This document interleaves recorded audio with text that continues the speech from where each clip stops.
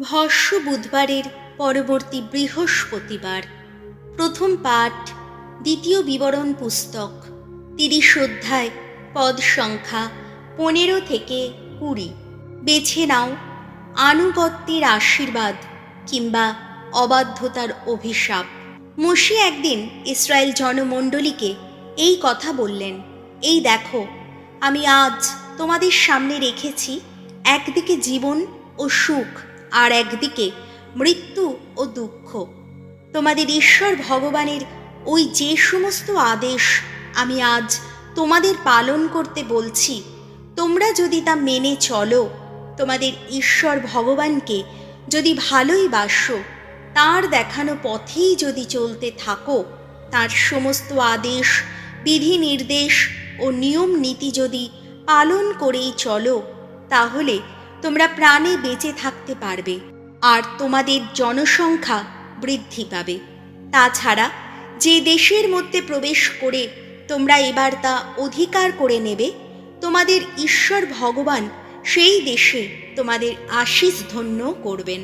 এদিকে তোমাদের মনটা যদি অন্য দিকে যায়, তোমরা যদি শুনতে না চাও, যদি প্রলোভনে পড়ে অন্য সব দেবতার সামনে প্রণত হও এবং তাদের সেবা করো, তাহলে আমি আজ তোমাদের বলে রাখছি, তোমরা কিন্তু মরবে। জর্ডন নদী পার হয়ে যে দেশের মধ্যে প্রবেশ করে তোমরা এবার তা অধিকার করে নেবে, সেই দেশে তোমরা সুদীর্ঘ জীবন যাপন করতে পারবে না। আমি আজ তোমাদের বিরুদ্ধে স্বর্গমত্তকে সাক্ষী রেখে বলছি, তোমাদের সামনে আমি এখন রেখেছি একদিকে জীবন আর একদিকে মৃত্যু, একদিকে আশীর্বাদ আর একদিকে অভিশাপ। তোমরা বরং জীবনকেই বেছে নাও, যাতে তোমরা ও তোমাদের বংশধরেরা প্রাণে বেঁচে থাকতে পারো।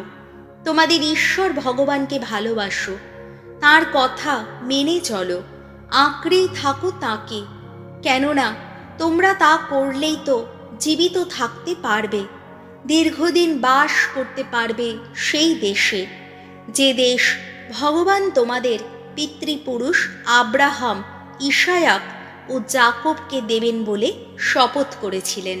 প্রভুর বাণী, সাম সঙ্গীত ধুয়ো। ধন্য ধন্য সেই মানুষ ভগবানই যার আশাস্থল।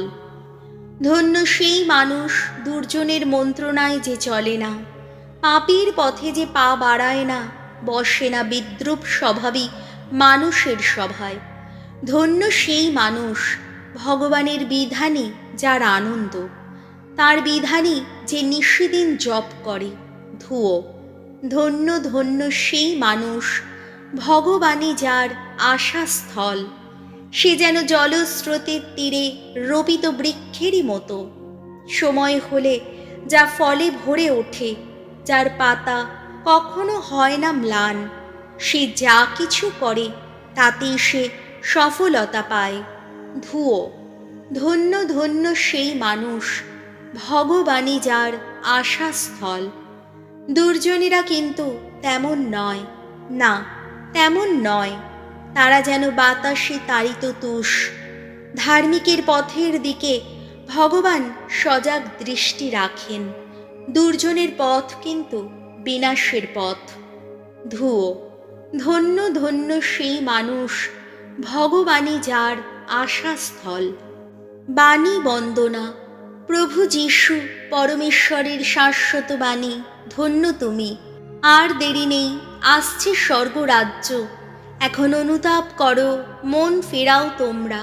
লুক রচিত মঙ্গল সমাচার 9 অধ্যায়, পদ সংখ্যা 22 থেকে 25। যিশু তার অনুগামীকে আত্মত্যাগের আহ্বান জানান।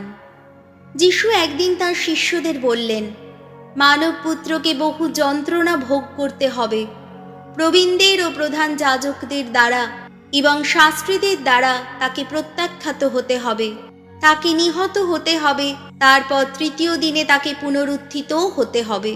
পরে এক সময় তিনি সকলকেই বললেন, কেউ যদি আমার অনুগামী হতে চায়, তবে সে আত্মত্যাগ করুক এবং প্রতিদিন নিজের ক্রুশ তুলে নিয়ে আমার অনুসরণ করুক। কেননা যার কাছে নিজের জীবন রক্ষা করাটাই বড় কথা, সে তা হারাবেই। এদিকে আমার জন্যে যে নিজের জীবন হারাবে, শেষে সে কিন্তু তা রক্ষাই করবে। যে মানুষ সারা জগৎকে পেয়েছে কিন্তু নিজেকেই হারিয়ে ফেলেছে, নিজেরই সর্বনাশ ঘটিয়েছে, তাতে তার কী বা লাভ হলো? প্রভু যিশুর মঙ্গল সমাচার।